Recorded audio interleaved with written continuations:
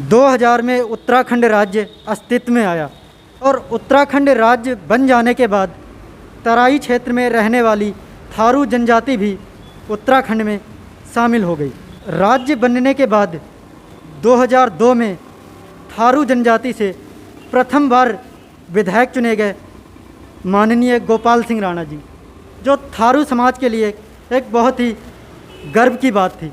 आज पहुँचे हैं हमारी टीम गोपाल सिंह राणा विधायक जी के घर। पूर्व विधायक हैं सर जी। 2 बार आप कांग्रेस से विधायक रहे। कह सकते हैं 10 सालों तक आपने इस क्षेत्र का प्रतिनिधित्व किया और हमारे थारू समाज से आते हैं।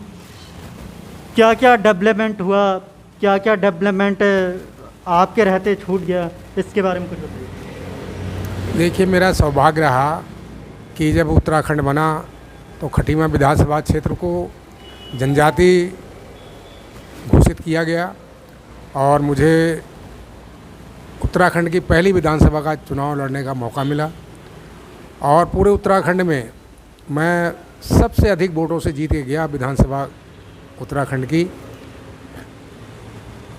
प्रथम स्थान था मेरा, पहला सबसे अधिक वोटों से गया और पंडित नारायण दत्त तिवारी की सरकार बनी। तो मेरे एक मन में था कि मैं अपने थरवाड़ का विकास करूं। मैंने संकल्प लिया। जब मैं बाहर निकला काउंटिंग से बाहर, तो लोगों ने, पत्रकारों ने मुझसे पूछा कि आपका पहला प्रयास क्या होगा, कि आपकी पहली प्राथमिकता क्या होगी विकास की। मैंने कहा अपने क्षेत्र में मैं सबसे पहले अपने सड़कों का जाल बिछाऊंगा।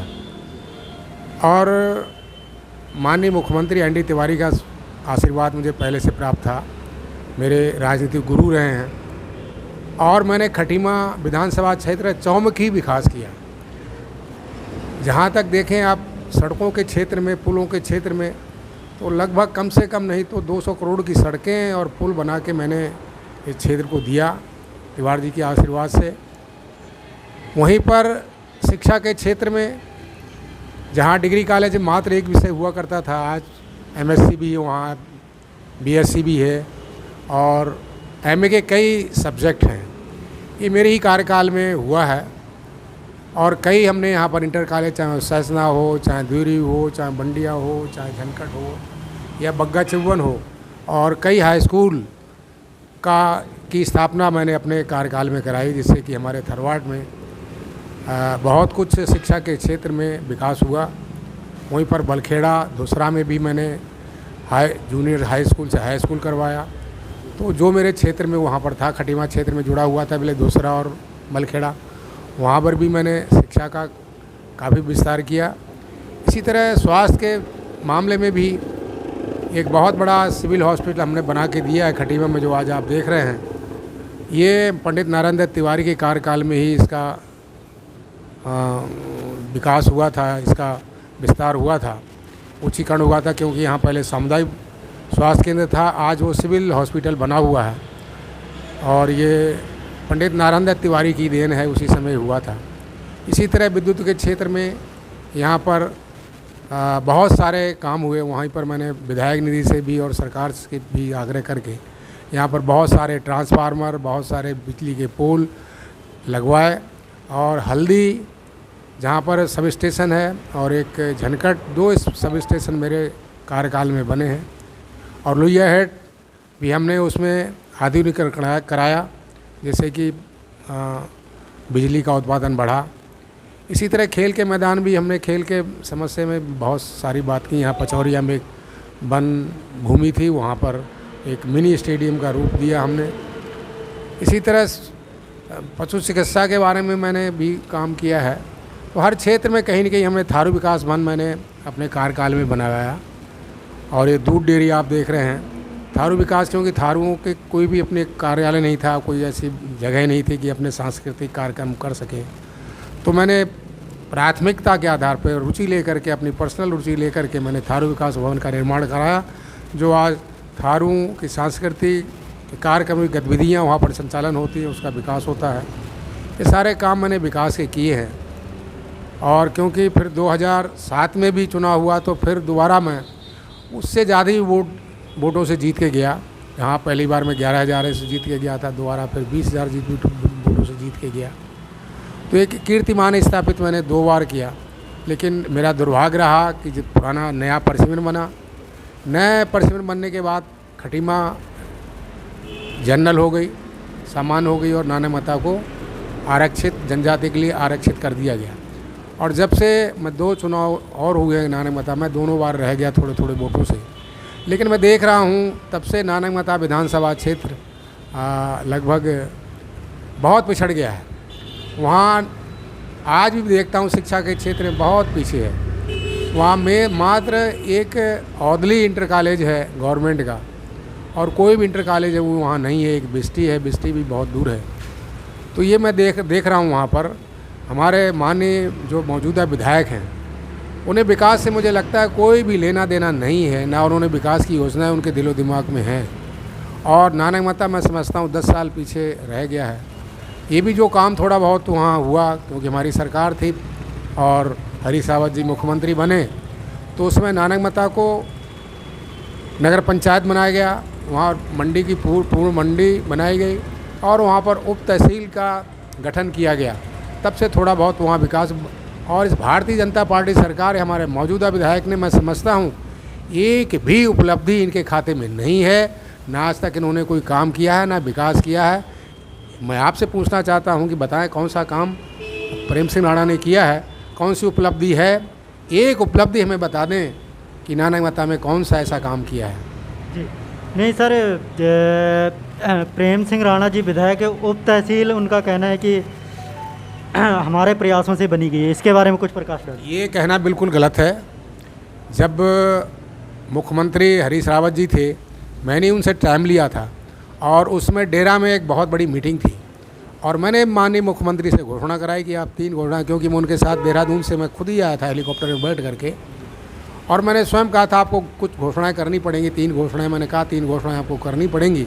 और भरे मंच में ये गवाह है जनता कि इसमें प्रेम सिंह राणा का उप तहसील बनाने में, मंडी का पूरा दर्जा देने में या वहाँ पर नगर पंचायत बनाने में कोई भी रत्ती भर भी प्रेम सिंह राणा का योगदान नहीं है। मैं दावे के साथ कहता हूँ, मुझसे बहस कर लें इस मामले में।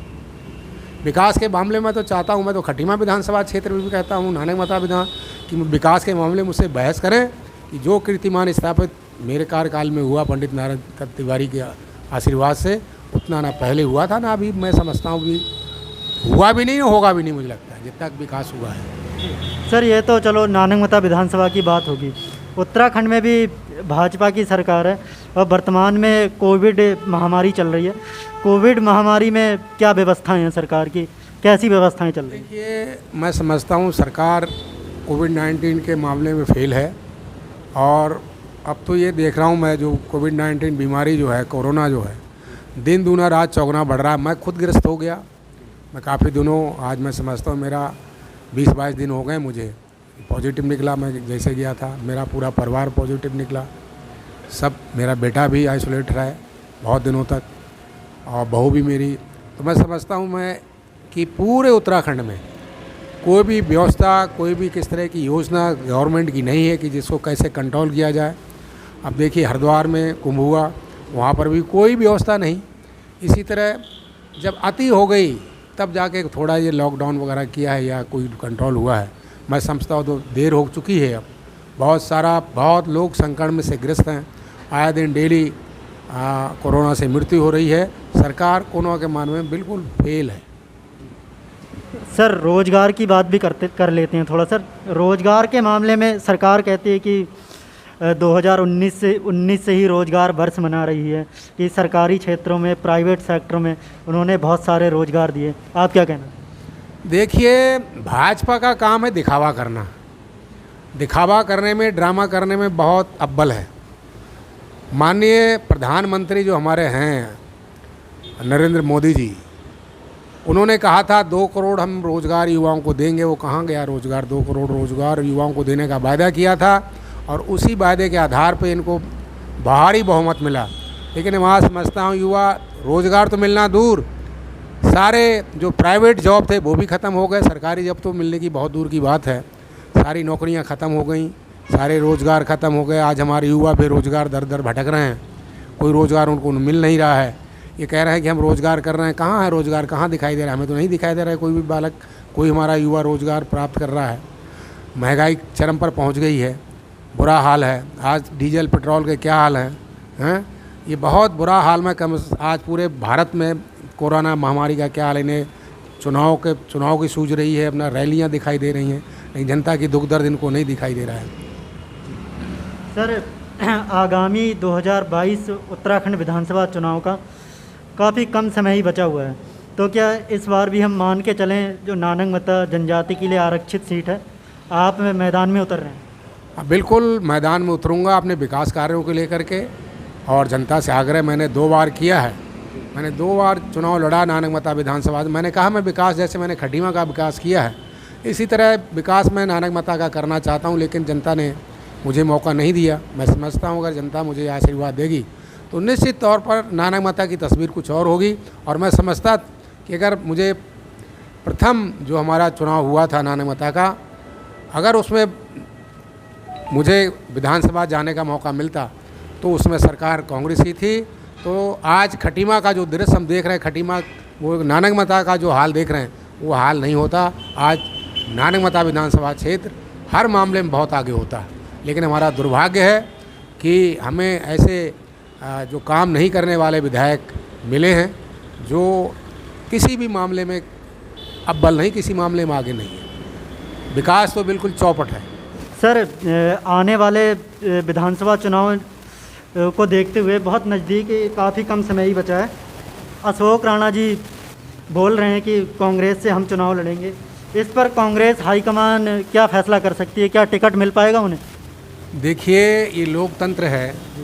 लोकतंत्र में कोई भी व्यक्ति जिसका वोटर लिस्ट में नाम है वो चुनाव लड़ सकता है। लेकिन ये कहना, क्योंकि सुना मैंने भी अशोक राणा चुनाव लड़ेंगे, और कांग्रेस का मैंने कांग्रेस से सुना है कांग्रेस चुनाव लड़ेंगे, लेकिन आज की तारीख में एक अशोक राणा कांग्रेस की प्राथमिक सदस्य भी नहीं है।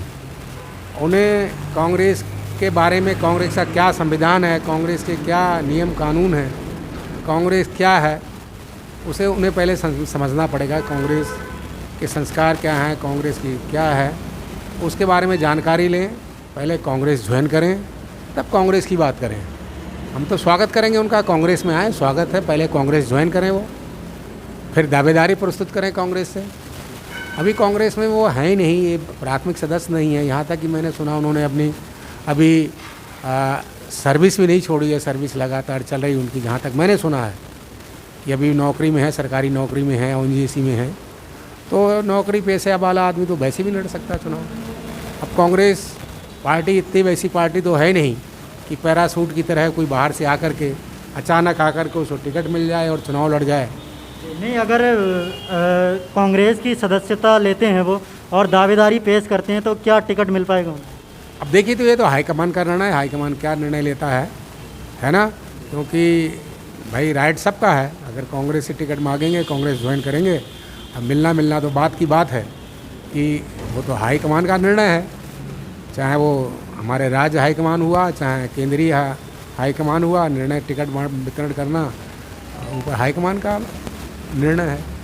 जी, बहुत बहुत धन्यवाद सर। धन्यवाद। ठीक जी, आप देख रहे थे कांग्रेस के वरिष्ठ नेता, 2 बार पूर्व विधायक भी रह चुके हैं खटीमा विधानसभा से, और मैं राजन थारू समाचार के लिए अपने कैमरामैन किशन के साथ। धन्यवाद।